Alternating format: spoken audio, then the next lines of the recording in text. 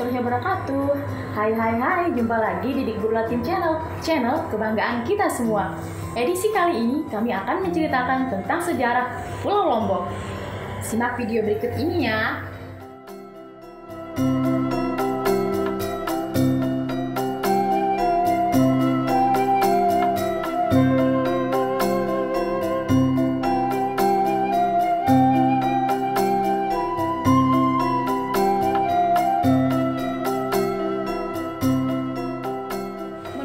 Sasak, kata Lombok memiliki makna lurus.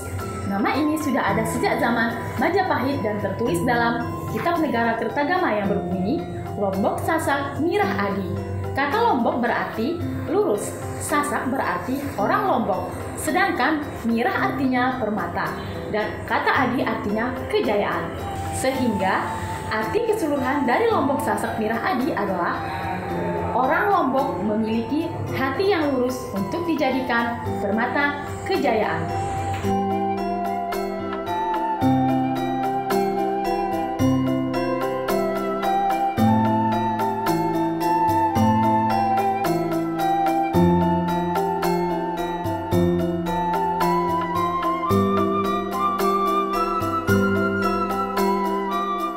Secara etimologis, leluhur orang Sasak adalah orang Jawa, terbukti dari tulisan Sasak yang disebut Jajawen mirip dengan aksara Jawa. Suku Sasak merupakan etnis mayoritas penghuni Pulau Lombok. Lombok silih berganti, mengalami peralihan kekuasaan hingga masuk ke era Islam yang melahirkan kerajaan Islam Selaparang dan Pejanggih.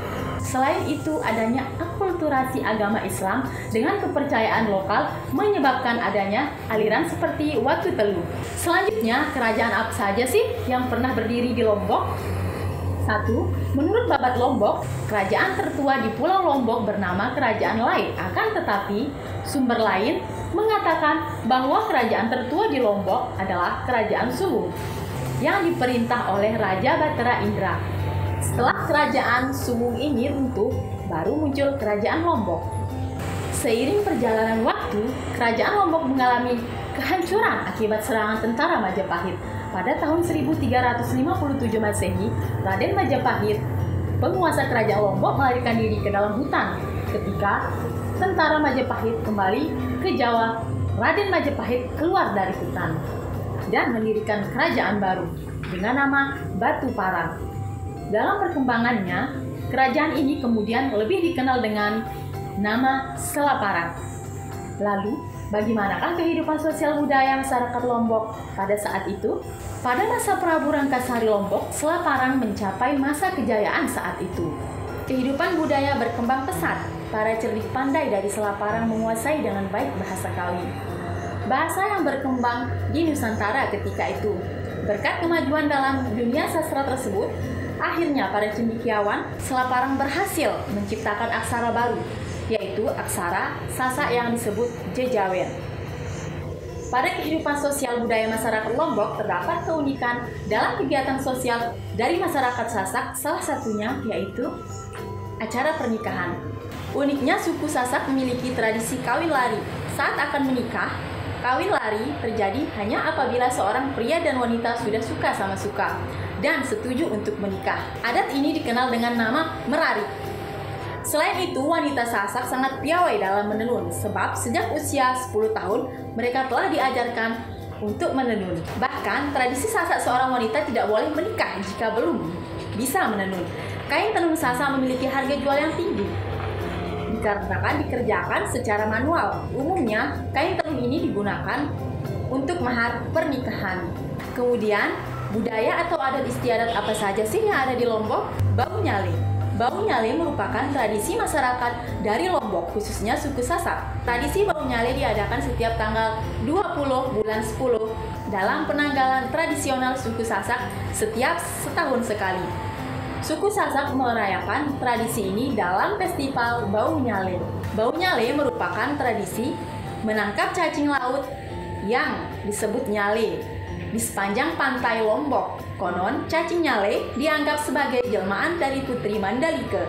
Putri Mandalika merupakan putri cantik yang diperebutkan banyak pria, hingga akhirnya memilih menceburkan diri agar tidak menyebabkan perpecahan. Festival Bau Nyale diadakan mulai malam hari hingga terbitnya matahari.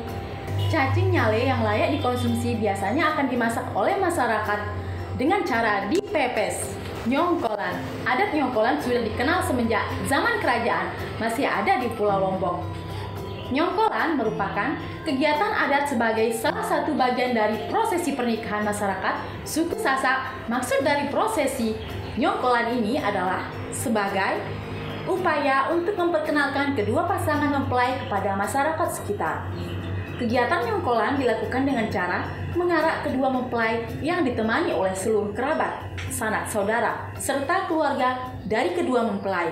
Dengan menggunakan pakaian adat lengkap, seluruh peserta rombongan akan berjalan dengan diiringi musik tradisional.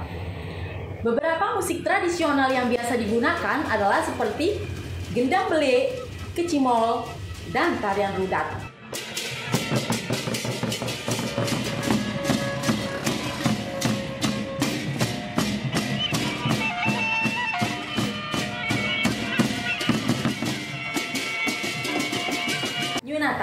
Yunatang merupakan prosesi hitanan anak laki-laki. Mandi kemantin. Mandi kemantin merupakan tradisi memandikan calon pengantin yang akan menikah. Malam malik atau murisang. Malam malik atau murisang merupakan prosesi akikah anak yang baru lahir. Ngayu ayu. Ngayu ayu merupakan adat istiadat atau tradisi mencerminkan rasa syukur atas panen yang melimpah. Tradisi ini dilakukan 1 kali dalam 3 tahun di Desa Sembahulun.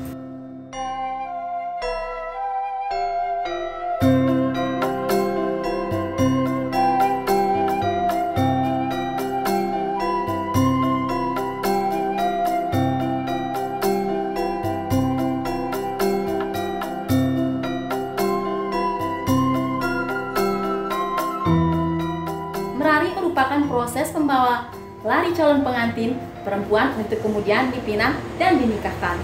Nah, sekian dulu ya penjelasan tentang sejarah Pulau Lombok. Sampai ketemu video berikutnya. Bye!